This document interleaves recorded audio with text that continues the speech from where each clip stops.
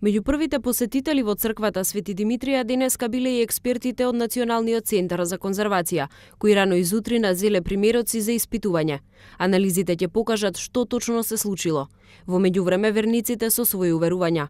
Тие и на вториот ден по чудото ја преплавија црквата. Сите сакаат да ги видат исчистените фрески.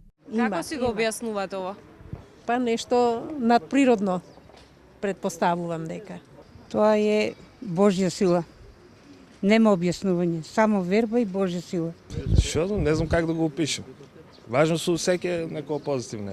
Не е ова некој природен феномен, ова е човечки феномен. Па ја го објаснувам како чудо. Па не е случајно. Не е. Секако дека има нешто. Со Божја умисла. Сигурно порака, това голема порака. Порака. Не е ништо случајно не би.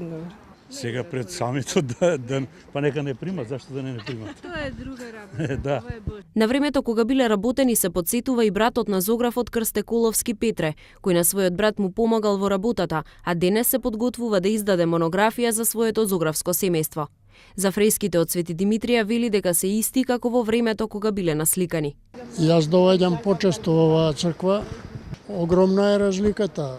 Фреските се правени 1967 година. Далечна година е таа исчадени.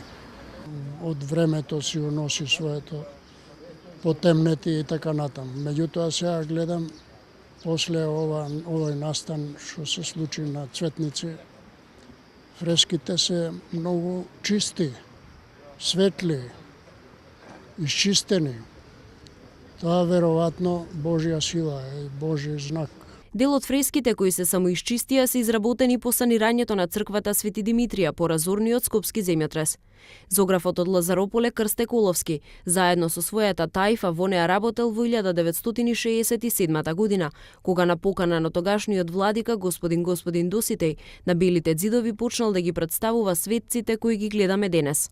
Златната боја која инаку многу често ја гледаме на икони не се употребувала многу често на фрески.